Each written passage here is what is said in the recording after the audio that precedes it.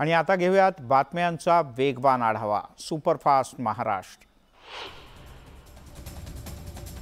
नाशिकच्या गंगापूर धरणातून जायकवाडीला सोडण्यात आलेलं पाणी आणि शहरात झालेल्या मुसळधार पावसानं गोदावरी नदीला अचानक पूर आला। या पुरामध्ये गोदावरी नदीच्या काठावर पार्क करण्यात आलेल्या पर्यटकांच्या गाड्या अडकल्या। या गाड्या पुराच्या पाण्याबाहेर काढण्याचे शर्थीचे प्रयत्न सुरू आहेत। धुळे जिल्ह्यामध्ये अवकाळी मुसळधार पावसानं हजेरी लावली। धुळे तालुक्यासह साक्री तालुक्यात सुद्धा पावसानं जोरदार हजेरी लावली। ढगांचा गडगडाट आणि विजांच्या कडकडाटासह पाऊस झाला। नागरिकांची चांगलीच तारंबळ उडाली। काही काळ तर थोड्या अंतराच्या पलीकडचं दिसतही नव्हतं इतका पाऊस झाला।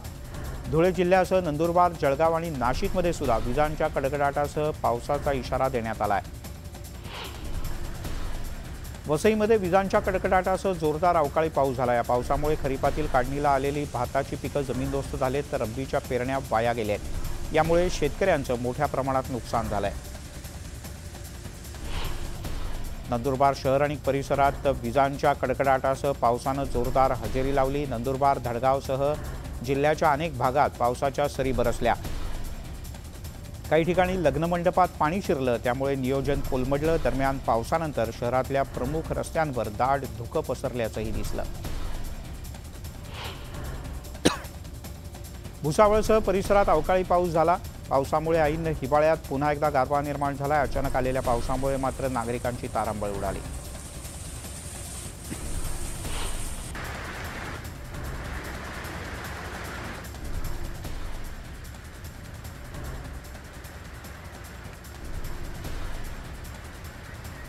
हवामान खात्यानं वर्तवलेल्या अंदाजानुसार मुंबई, ठाण्यासह कोकण आणि मध्य महाराष्ट्रात जोरदार पाऊस झाला। बंगालच्या उपसागरात तयार झालेल्या चक्रीवादळामुळे राज्यात पावसाचं वातावरण पाहायला मिळत आहे। दरम्यान 27 नोव्हेंबर रोजी पावसाचा जोर कमी होण्याची शक्यता वर्तवण्यात आली आहे। अहमदनगर जिल्ह्यातल्या पारनेर तालुक्यातील निघोज इथे वादळी वाऱ्यासह गारांचा पाऊस पडला। हवामान खात्यानं राज्यात अवकाळीचा इशारा आधीच दिला होता। जिल्ह्याच्या अनेक भागात वादळी वाऱ्यासह तुफान पाऊस पडला। उत्तर महाराष्ट्रात मुसळधार पावसासह गारपिटीचा सुद्धा अंदाज वर्तवण्यात आला आहे। शेतकऱ्यांना गारपिटीपासून पिकांना वाचवायचं असेल तर त्यांची अधिक पंचायत होणार आहे। आणि थेट जाऊयात शरद पवार बोलतायत। वाद करून देशाच्या ऐक्यासाठी प्रयत्नांची फराकाष्ठा करणं हा विचार फुले आंबेडकरांनी, शाहूराजांनी आपल्या सगळ्यांना दिला आणि त्या भावनेनंच आपण या ठिकाणी एकत्रित आलो। आज अनेक महिलांनी त्यांच्या संघटनांनी अतिशय चांगले स्टॉल्स या ठिकाणी उभे केले, परंतु या अतिवृष्टीच्यामुळे थोडी त्यांची निराशा झाली। माझं एवढंच सांगणं आहे की निराशा हा विषय आपल्या मनामध्ये कधी येता कामा नये। त्या निराशेवर मात करू, संघर्ष करू आणि पुढं धैर्यानं जाऊ, हाच कार्यक्रम राबवायचा निर्धार आजच्या या दिवशी आपण करूया। आपण अशाही स्थितीत या ठिकाणी मोठ्या संख्येनं आलात त्याबद्दल तुम्हाला मी धन्यवाद देतो। आयोजन करणाऱ्या आयोजकांचं अभिनंदन करतो आणि माझे 2 शब्द सांगतो।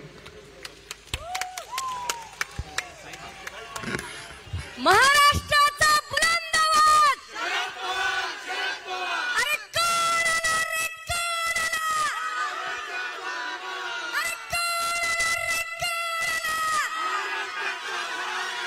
अरे हिंदुस्थानचा बुलंद आवाज, अरे हिंदुस्थानचा बुलंद आवाज।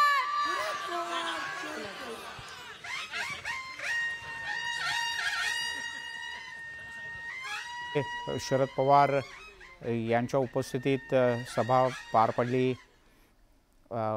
मोठ्या सभेचं नियोजन होतं। कार्यकर्त्यांनी बरीच मेहनत घेतली होती, पण अचानक पावसानं हजेरी लावली आणि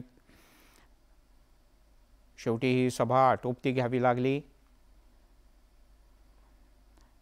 आज ठाणे, कल्याण आणि नवी मुंबई असा दौरा शरद पवार यांनी आयोजित केला होता। ठाण्यामध्ये एका छोटेखानी कार्यक्रमानंतर कल्याणच्या एका कार्यक्रमाला शरद पवार यांनी हजेरी लावली आणि तिथून ते नवी मुंबईमध्ये या सभेसाठी पोहोचले होते। शरद पवार यांच्या उपस्थितीत भर पावसात ही छोटेखानी सभा पार पडली आणि आता शरद पवार मुंबईतल्या आपल्या निवासस्थानाकरता रवाना झाले।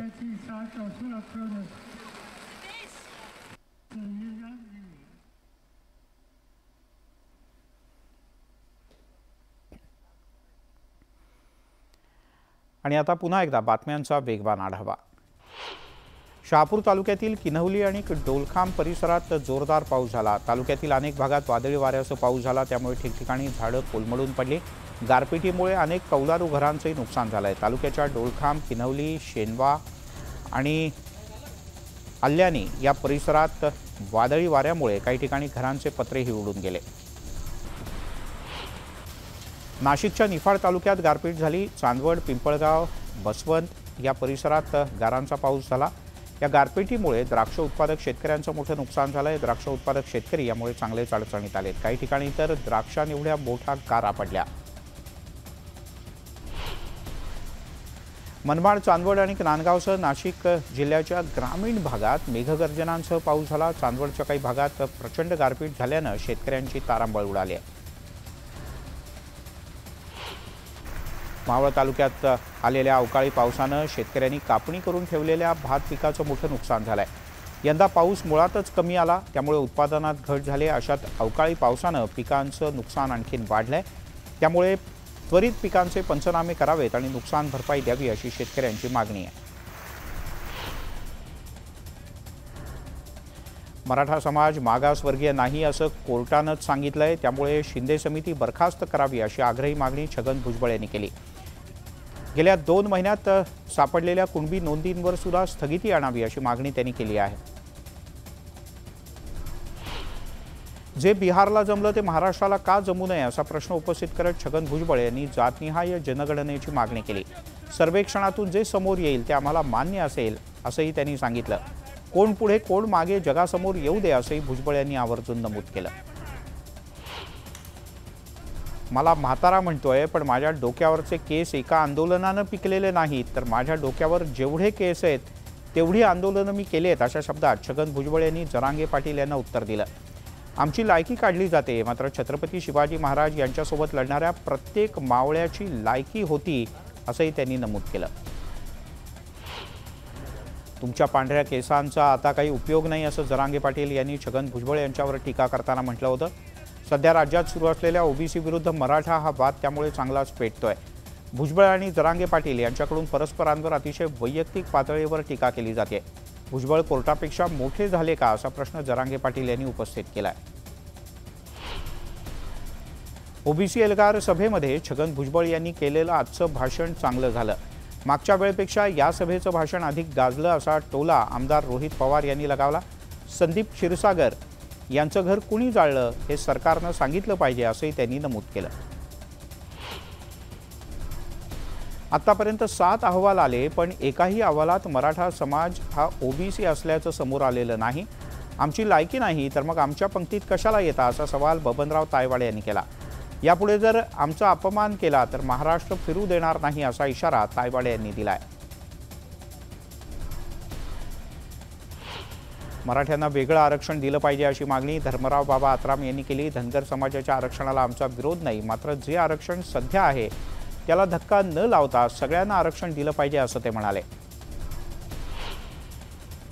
जे केंद्रात आणि राज्यात सत्तेत आहेत त्यांना सातत्यानं हिंसाचार घडवायचा असतो हे आपण पाहिलंय। एका समाजाला दुसऱ्या समाजाच्या सोबत भिडवायचं हेच त्यांचं काम असल्याची टीका यशोमती ठाकूर यांनी केली। आरक्षणाच्या संदर्भात सरकारनं स्पष्ट भूमिका न घेतल्यानं हा सर्व वाद सुरू झालाय।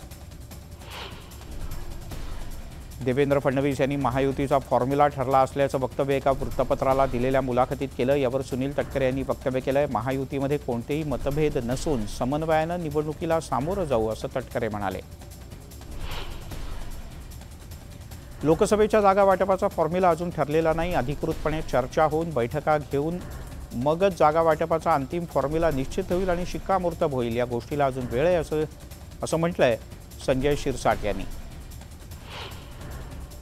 छगन भुजबळ गोपीनाथ मुंडे यांनी ओबीसींचा वेगळा पक्ष काढला असता तर आज मी मुख्यमंत्री म्हणून तुमच्या समोर आलो असतो असं वक्तव्य महादेव जानकर यांनी केलं. भुजबळ साहेब, तुम्ही कमांडर बना, डिमांडर नको. ज्यांना सोबत यायचे ते येतील. आम्ही तुमच्या कायमच सोबत आहोत आणि युती करायलाही तयार आहोत असं त्यांनी नमूद केलं. अहमदनगर जिल्ह्यातल्या मुळा धरणातून 4000 क्युसेक्सच्या वेगानं पाणी जायकवाडी धरणाकरता सोडण्यात आलं. या धरणातून 2.10 TMC पाणी सोडलं जाणार आहे. दारणा निळवंडे पाठोपाठ आता मुळा धरणातून सुद्धा जायकवाडीकरता पाणी सोडलं जात आहे. जळगाव जिल्ह्यामध्ये कापसाच्या पिकावर बोंड अळीचा प्रादुर्भाव झाला आहे. त्यामुळे कापसाचं मोठं नुकसान होतं. एकीकडे अळीचा प्रादुर्भाव तर दुसरीकडे कापसाला मिळत असलेला कमी भाव यामुळे शेतकरी चिंतेत आहे. जळगावातल्या नशिराबाद इथे शेतकऱ्यानं 1.5 एकरावरच्या कापूस पिकावर रोटावेटर फिरवला आणि संताप व्यक्त केला. बुलढाणा जिल्ह्यातील सोमठाण या गावात रविकांत तुपकर यांनी अन्नत्याग आंदोलन सुरू केलं. हे आंदोलन अधिक तीव्र झालं असून 29 नोव्हेंबरला मंत्रालयाचा ताबा घेणार असल्याचं तुपकर यांनी पुन्हा एकदा जाहीर केलंय. केंद्र सरकारच्या वाढवण या प्रस्तावित बंदराच्या उभारणीच्या हालचालींना वेग आला असून JNPT कडून सध्या जिल्ह्यात ठिकठिकाणी बॅनरबाजी केली जाते. याच बॅनरबाजीच्या विरोधात आक्रमक झालेल्या पालघरमधल्या स्थानिक भूमिपुत्रांनी डहाणू रेल्वे स्थानक, डहाणू बस आगार याच्या बाहेर जोरदार घोषणाबाजी केली. पंढरपूर जवळच्या मोडणीमध्ये मनसेनं अमराठी पाट्यांच्या विरोधात आंदोलन केलं. बाजारातल्या इंग्रजी पाट्यांना मनसेच्या कार्यकर्त्यांनी काळं फासलं. आपली संस्कृती आणि परंपरा सोडून धर्मांतरित झालेल्या जनजाती लोकांची अनुसूचित जनजाती म्हणून मान्यता रद्द करावी या मागणीसाठी जनजाती सुरक्षा मंचच्या वतीने डिलिस्टिंग ज्वाला रॅलीचं आयोजन करण्यात आलं होतं. दादरच्या शिवाजी पार्क ते वरळीतल्या जांभोरी मैदानपर्यंत ही रॅली काढण्यात आली. अहमदनगर स्थानिक गुन्हे शाखेच्या पथकानं जबरी चोरी करणाऱ्या 2 आरोपींना जेरबंद केलाय. या आरोपींच्याकडून 2,40,000 रुपये किमतीचा मुद्देमाल पोलिसांनी जप्त केलाय. पारनेर तालुक्यातील पळशी इथे झालेल्या चोरीच्या घटनेनंतर ही कारवाई करण्यात आली. गुरु नानक देवजी यांच्या 554व्या जयंतीच्या निमित्तानं खामगाव शहरातून निघालेल्या भव्य नगर कीर्तन शोभायात्रेचं ठिकठिकाणी जंगी स्वागत करण्यात आलं. या शोभायात्रेच्या दरम्यान शहराच्या प्रमुख चौकात तलवारबाजीची प्रात्यक्षिकं सुद्धा सादर करण्यात आली. बुलढाण्यामध्ये भाजपच्या वतीनं संविधान दिन साजरा करण्यात आला. डॉक्टर बाबासाहेब आंबेडकर यांच्या प्रतिमेचं पूजन केल्यानंतर सामूहिकरित्या संविधानाचं वाचन करण्यात आलं. वीरशैव लिंगायत समाजाचं श्रद्धास्थान असलेल्या बीडच्या श्री क्षेत्र कपिलधार इथे कार्तिकी पौर्णिमेच्या यात्रेसाठी जय्यत तयारी करण्यात आली. या यात्रेच्या निमित्तानं मन्मथ स्वामी महाराज यांच्या संजीवन समाधी मंदिरात महापूजा होणार आहे. संविधान दिन आणि 26/11 या देशावरच्या दहशतवादी हल्ल्याच्या स्मृती दिनाच्या निमित्तानं कल्याणमध्ये मॅरेथॉन रॅलीचं आयोजन करण्यात आलं होतं. या रॅलीमध्ये माजी पोलीस महासंचालक आणि ATS चीफ KP रघुवंशी सुद्धा सहभागी झाले होते.